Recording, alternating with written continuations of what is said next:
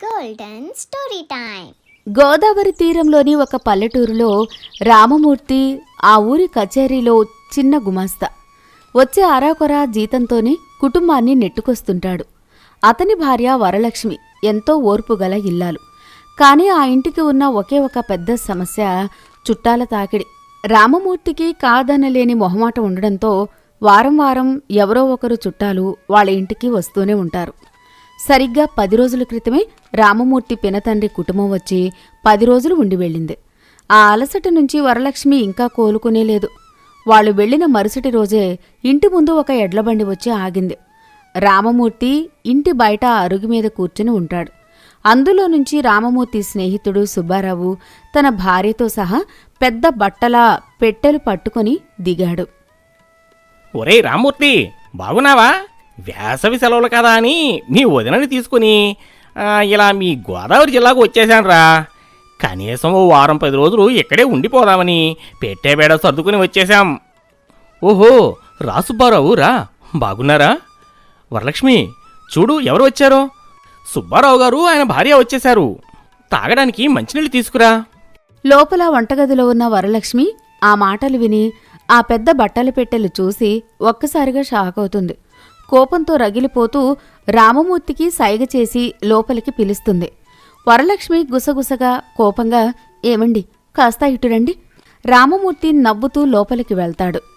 ఇదేంటండి, ఆ హాల్లో కూర్చున్న మీ స్నేహితుడు ఆయన భార్య ఆ పెద్ద పెట్టెలు పట్టుకొచ్చారేంటి?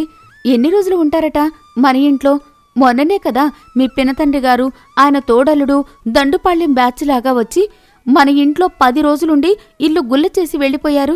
ఆ గిన్నెలు తోమి తోమి నా చేతులు ఇంకా నొప్పులు పుడుతూనే ఉన్నాయి. వాళ్ళు వెళ్లిన మరుసటి రోజే మళ్ళీ వీళ్లు వచ్చారేంటి? అసలు వీళ్ళకి వెళ్లే ఆలోచన ఉందా లేదా? ఇష్, నెమ్మదిగా మాట్లాడు వరలక్ష్మి. వాళ్ళు బయటే హాల్లో కూర్చున్నారు, వింటే ఏమనుకుంటారు? పాపం వాళ్ళ ఊర్లో ఎండలు మండిపోతున్నాయని మన గోదావరి జిల్లాలో వేసవికాలం సెలవులు గడుపుదామని వచ్చారు. స్నేహితుడు కదా, ఎలా పొమ్మంటాను? ఓహో, సెలవులా? ఊర్లో ఉన్న వాళ్ళందరికీ మనిల్లేమన్నా ధర్మసత్రంలో దొరికిందా అండి? వాళ్లకు సెలవులైతే నాకేంటి? నేను వాళ్ళకి జీతం లేని పని మనిషినా? పొద్దున 4 గంటలకే లేచినప్పటినుంచి వాళ్లకు కాఫీలు, స్నానాలకు బకెట్ల కొద్దీ నీళ్లు, ఆ పైన 3 పూటలా పిండి వంటలతో విందు భోజనాలు. నా వల్ల కావట్లేదండి, నా నడుం విరిగిపోతోంది. అయితే ఏం చేయమంటావు వరలక్ష్మి? మనల్ని నమ్ముకుని మన మీద ప్రేమతో వచ్చిన వాళ్ళని మొహం మీదే మీరు వెళ్ళిపోండి అని పొమ్మనమంటావా? నా పరువు ఏమవ్వాలి? కాస్త సర్దుకోలేవా? ఇంకెంత సర్దుకోవాలండి? ఇంట్లో వాళ్ల కోసం పండించడానికి మనకేమైనా ఊరి చివర 100 ఎకరాల పొలం ఉందా? 1 ఎకరం పొలమైనా లేదుగాని వచ్చిన వాళ్ళందరికీ విందు భోజనాలు మాత్రం పెట్టాలి. అప్పుల వాళ్ళు ఇంటి మీద పడితే అప్పుడు తెలుస్తుంది ఈ సర్దుకోవడం ఏంటో. రామమూర్తి ఏమీ అనలేక తలగోక్కుంటూ అక్కడ్నుంచి మెల్లిగా హాల్లోకి జారుకుంటాడు. సుబ్బారావు హాల్లో ఒక పెద్ద కుర్చీలో కాలు మీద కాలు వేసుకుని దర్జాగా వార్తాపత్రిక చదువుతూ ఉంటాడు. రామమూర్తి పక్కనే ఒక చిన్న పీట మీద కూర్చుంటాడు. యారా రామూర్తి, స్నానానికి వేణీళ్లు పెట్టారట్రా? చల్లటి నీళ్లతో స్నానం చేస్తే నాకు వెంటనే జలుబు చేస్తుందిరా. నీళ్లు కాగుతున్నాయిరా సుబ్బారావు. వరలక్ష్మి ఇప్పుడే పొయ్యి మీద పెద్ద బిన్నె పెట్టింది. ఒక 5 నిమిషాలు ఆగు, నేను నీళ్లు పెట్టిస్తాను. సరే సరే, అలాగే లోపల మా వదిన గారికి చెప్పు, ఇవాళ ఆదివారం కదా, కాస్త కోడిగుడ్డు కానీ మంచి వేట మాంసం కానీ వండమనరా. రోజు ఆ పప్పు, వంకాయ కూర, బెండకాయ పులుసు తినలేకపోతున్నాను రా బాబు. నా నాలుక చచ్చిపోయింది. ఆదివారం పూట ఆ మాత్రం మాంసం లేకపోతే నాకు ముద్ద దిగదు. ఆ మాటలు వంటగదిలో ఉన్న వరలక్ష్మికి స్పష్టంగా వినిపిస్తాయి. ఆమె కోపంతో రగిలిపోతుంది. వరలక్ష్మి తనలో తాను, ఈ మహారాజు గారికి వేసవి కాలంలో వేడి నీళ్లు కావాలంట, మాంసం కావాలట. పొద్దున లేస్తే వీళ్ళకి వండి పెట్టడమే ఎక్కువంటే వీళ్ళు మాంసాలు, కోడిగుడ్ల డిమాండ్లొకటి. జేబులో చిల్లిగవ్వలేదు కానీ ఆదివారం అనగానే వేట మాంసం అడుగుతున్నాడు. ఈయనగారి స్నేహం తెచ్చిన తంట నా ప్రాణాల మీదకొచ్చింది. వరలక్ష్మి తన కోపాన్ని బిందె మీద చూపించి ఆ వేడి నీళ్ల బిందెను దబ్బున కింద పెడుతుంది. ఆ శబ్దం హాల్లోకి వినిపిస్తుంది. రామమూర్తి భయంగా, ఒరే సుబ్బారావు, ఈ రోజుకి పప్పుతో సరిపెట్టుకోరా, రేపు చూద్దాంలే. అదేంట్రా అలా అంటావు? ఇక్కడికి వస్తే మాంసం పెట్టవా? సరేలే, ఏదో ఒకటి వండమను వదిన గారిని. ఆ రోజంతా వరలక్ష్మి వంటింట్లోనే గడిపింది. సుబ్బారావు అతని భార్య ఏ పని చేయకుండా వరలక్ష్మిని కనీసం మాట సహాయం కూడా అడగకుండా ఊరంతా తిరిగి సాయంత్రానికి ఆకలితో వచ్చారు. రాత్రి భోజన సమయం అయింది. చుట్టాలకు మాంసం పెట్టలేదని రామమూర్తి బెరుకుగా ఉన్నాడు. అందరూ కింద చాపల మీద భోజనానికి కూర్చున్నారు. వరలక్ష్మి ఆకుల్లో అన్నం, దొండకాయ కూర, సాంబారు వడ్డిస్తూ ఉంటుంది. సుబ్బారావు ఆవురావురమంటూ వంకాయ కూర కలుపుకొని నోట్లో పెట్టుకుంటాడు. ఏంటి వదిన గారు, కూరలో కాస్త ఉప్పు తగ్గినట్లుంది. పైగా ఈ వంకాయలు కాస్త ముదిరినట్లున్నాయి. వరలక్ష్మికి ఎక్కడ లేని కోపం వస్తుంది. అయినా వదిన గారు, ఆదివారం పూట మీరు ఈ దొండకాయ కూర బదులు ఏదైనా మంచి గోదావరి చేపలో నాటుకోడి కూర వండితే బాగుండేది కదా. మన ఊళ్ళో చేపలు భలేగా దొరుకుతాయిగా రామూర్తి. ఈరోజు బజార్లో నా బడ్జెట్కి అవే దొరికాయండి సుబ్బారావు గారు. పప్పు ఉంది, వేసుకోండి. అయినా మీకు 3 పూటలా వండి పెట్టడానికి నా ప్రాణం పోతోంది. మళ్ళీ ఆ చేపలు తెచ్చి వాటి పొలుసులు తీసి కడిగి వండే ఓపిక నాకు మాత్రం ఏమాత్రం లేదండి. నా చేతులు అరిగిపోయాయి.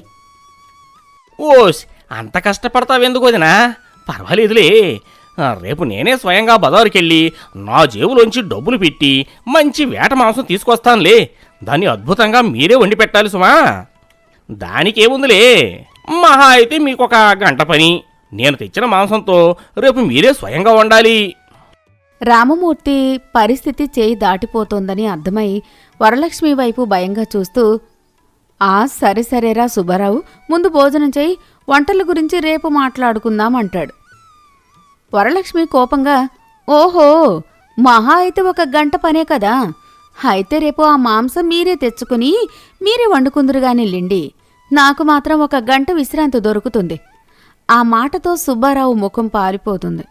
అన్నం గొంతులో అడ్డుపడుతుంది. రామమూర్తి బిత్తరపోతాడు. భోజనాల గదిలో ఒక్కసారిగా నిశ్శబ్దం అలుముకుంటుంది. రాత్రి అందరూ పడుకున్నారు. రామమూర్తి గురక పెడుతున్నాడు.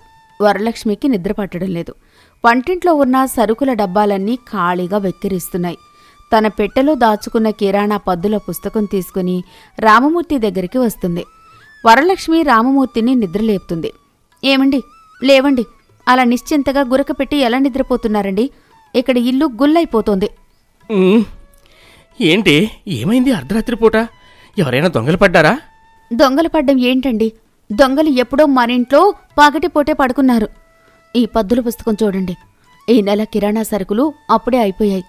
ఆ బియ్యం డబ్బా ఖాళీ అయింది. రేపు పొద్దున్న మీ స్నేహితులకు కాఫీ కలపడానికి పంచదార కూడా లేదు.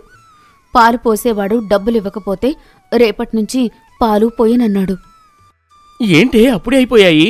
మొన్న 1వ తారీఖునే కదా నా జీతం రాగానే ఒక బస్తా బియ్యం, పప్పులు, నూనె, సరుకులు అన్నీ 2 నెలలకు సరిపడా తెచ్చాను.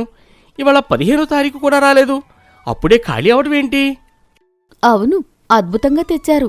కాని పొద్దున లేచిన దగ్గర్నుంచి గంటకోసారి కాఫీలు, అలాగే మహారాజులు పూటకొరకం కూర, అప్పడాలు కావాలనే మీ స్నేహితులు ఇంట్లో ఉంటే ఆ సరుకులు నెలంతా ఎలా వస్తాయండి?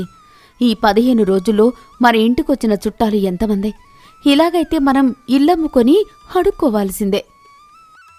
నిజమేనే వరలక్ష్మి, నా జీతం కంటే ఈ చుట్టాలకే అదనపు ఖర్చు అవుతుంది. కానీ ఏం చేయమంటావు, వాళ్ళు మన ఇంటికి వచ్చిన అతిథులే కదా వరలక్ష్మి. నా పరువు పోతుంది. రేపు పొద్దున్న నేను వీధి చివర కిరాణా కొట్టు శెట్టిగారికి చెప్పి అప్పు కింద ఇంకో 5 కిలోల బియ్యం, కాస్త పంచదార పంపిస్తానులే. ఈ వారం రోజులు ఎలాగోలా సర్దుకో. మీరెప్పటికీ మారరండి. ఆ అప్పులన్నీ పెరిగి పెద్దవైతే మీరే తీర్చుకోండి. రేపట్నుంచి ఈ ఇంట్లో నా పద్ధతి నేను చూపిస్తాను. చుట్టాలకు మర్యాద ఎలా చెయ్యాలో నాకు తెలుసు. వరలక్ష్మి గట్టిగా పుస్తకం మూసి పడుకుంటుంది. మరుసటి రోజు ఉదయం వరలక్ష్మి ఒక నిర్ణయానికి వచ్చింది. పనులు చేయకుండా, ఏ సహాయం చేయకుండా దర్జాగా కూర్చునే బంధువులను ఎలా వదిలించుకోవాలో ఆమెకు ఒక ఉపాయం తట్టింది. ఉదయం కాఫీలిచ్చాక తన ప్లాన్ అమలు చేయడం మొదలుపెట్టింది. వరలక్ష్మి వంటింట్లో కూరగాయల బుట్ట తీసుకుని హాల్లోకి వచ్చింది. హాల్లో సుబ్బారావు ఖాళీగా పేపర్ చదువుతూ ఉంటాడు. పక్కనే కాంతం ఒక చాప మీద కాలు వేసుకుని తమలపాకు నములుతూ తీరిగ్గా కూర్చుంది. ఏమండి అన్నయ్య గారు, మీరు కాస్త అలా వీధి చివర ఉన్న బజారుకెళ్ళి టమాటోలు, పచ్చిమిర్చి, వంకాయలు తీసుకురాకూడదు? ఏంటి వదినా, నేనా? అవునండి, మీరే. ఇంట్లో కూరగాయలు అయిపోయాయి. నాకు ఇక్కడ వంట పని, అంట్లు తోమడం, బట్టలు ఉతకడం సరిపోతోంది.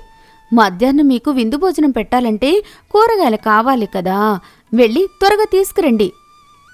అదేంటి వదిన గారు, ఆయన మగాడు, ఆయన కూరగాయలు తేవడానికి బజార్కి పంపుతారా? మా ఇంట్లో అయితే ఆయనకు కుర్చీలో నుంచి లేవకుండా మంచినీళ్ళ గ్లాసు కూడా నేనే అందిస్తాను. మీరే తెచ్చుకోలేకపోయారా? ఓహో, భలే అడిగారులేండి కాంతం గారు. పతివ్రత శిరోమణి అన్నమాట. అవునులే, ఆయనకెందుకు శ్రమ? అయితే ఆయనకు బదులు మీరే వెళ్ళొచ్చు కదా. నేనా? పక్క ఊరొచ్చి నేను బజారుకెళ్ళాలా? సరేలే, బజారు దాకా ఎందుకు? మీరు ఎలాగో ఉదయం నుంచి రాత్రి దాకా ఖాళీగానే ఉన్నారు కదా. వెనక పెరట్లో రాత్రి తిన్న అంట్లు పడి ఉన్నాయి. వెళ్ళి ముందు అవి తోమేయండి. ఆ తర్వాత ఆ రోలు కడిగి నాకు కాస్త పచ్చడి నూరి పెట్టండి. ఇద్దరం కలిసి పని చేసుకుందాం. ఏంటి వదినా నీ మాటలు? మేమేమైనా మీ ఇంటికి పనివాళ్ళలా కనిపిస్తున్నామా? చుట్టచూపుగా మీ ఇంటికి వస్తే అంట్లు తోమమంటారా? పచ్చళ్ళు నూరమంటారా? ఏంటి వదినా ఈ అవమానం? మమ్మల్ని పనులు చేయమంటారా? మేము పనులు చేయడానికి ఎక్కడి దాకా రాలేదు. అతి దూరం వదినా, నేను ఇప్పుడే నా భార్యను తీసుకొని మా ఊరు వెళ్ళిపోతానులేండి. మీకు మా రాక అంత కష్టంగా భారంగా ఉంటే ఇప్పుడే పెట్టే వేళ సర్దుకుంటాం. ఓహో, చూశారా అన్నయ్య గారు, 100 మైళ్ళు బస్సులెక్కి రైళ్ళెక్కి దర్జాగా మా ఊరు, మా ఇల్లు వెతుక్కుని రావడానికి మాత్రం మీకు దారి స్పష్టంగా తెలుస్తుంది. కానీ కనీసం కాస్త సాయం చేయమంటే వీధి చివర ఉన్న మార్కెట్కి వెళ్ళి 1/4 కిలో కూరగాయలు తీసుకురావడానికి మాత్రం మీకు బద్ధకం కదూ. పనులంటే అలుపు, అవమానమంటారు. కాని పూటకో కూర అడిగి వండించుకొని తినడానికి మాత్రం సిగ్గులేదా? మీరెళ్ళిపోతే నాకు మాత్రం ఒక పని తగ్గుతుంది. వరలక్ష్మి మాటలకు సుబ్బారావు, కాంతంల అహంకారం చల్లబడింది. ఇంటి పనులు చెప్పడంతో కూరగాయలు తెమ్మన్నందుకు అలిగి మేము వెళ్ళిపోతామని ఆ రోజు మధ్యాహ్నానికే పెట్టేపేడా సర్దుకుని కనీసం భోజనం కూడా చేయకుండా వెళ్ళిపోయారు. రామమూర్తి ఇంటికి రాగానే హాలు ఖాళీగా ఉండడం చూసి ఆశ్చర్యపోయాడు. ఏమే వరలక్ష్మి, మన సుబ్బారావేడి? కాంతం వదినెక్కడా? ఎక్కడికైనా వెళ్ళారా? వెళ్ళారండి, నేరుగా వాళ్ల ఊరికే వెళ్లారు. ఇక మళ్ళీ మన గడప తొక్కర్లేండి. అదేంటి, వారం రోజులు ఉంటానన్నాడు కదా, అప్పుడే ఏమైంది? ఏమీ లేదు, మధ్యాహ్నం భోజనానికి కూరగాయలు లేకపోతే అన్నయ్య గారిని బజారుకి వెళ్ళమన్నాను. ఆవిడ గారిని పెరట్లో అంట్లు తోమమన్నాను. అంతే. అతిథి దేవుళ్ళం మేము పనులు చేయడమేంటి అని అలిగి వెళ్ళిపోయారు. పోనీలేండి, మనకి 1 బస్తా బియ్యం, 1 కిలో నెయ్యి మిగిలింది. ఓసి నీ తెలివి తగలయ్యా, ఆ కాంతాన్ని అంట్లు తోమ్మన్నావా? అతిథులని ఎలా వదిలించుకోవాలో నీకు బాగా తెలిసే. మొత్తానికి మన ఇంటికి పట్టిన గ్రహణం వదిలించావన్నమాట. ఇద్దరూ మనసారా నవ్వుకుంటారు. ఆ రోజు రాత్రి వరలక్ష్మి ఎంతో ప్రశాంతంగా, ఏ అలసట లేకుండా భర్తతో కలిసి భోజనం చేసింది. రామమూర్తికి కూడా తన భార్య పడే కష్టం, ఆమె చూపించిన సమయస్ఫూర్తి అర్థమైంది. నీతి, అతిథి మర్యాదలు చేయడం మన సాంప్రదాయమే. కానీ ఇతరుల ఇళ్లకు వెళ్ళినప్పుడు వారి ఆర్థిక పరిస్థితి, ఇంటి ఇల్లాలి కష్టం కూడా మనం అర్థం చేసుకోవాలి. కనీస సహాయం చేయకుండా దర్జాగా ఉచిత భోజనాలు చెయ్యాలనుకోవడం సభ్యత కాదు. కుటుంబంలో భార్య శ్రమను భర్త ఎప్పుడూ గుర్తించి అండగా నిలవాలి.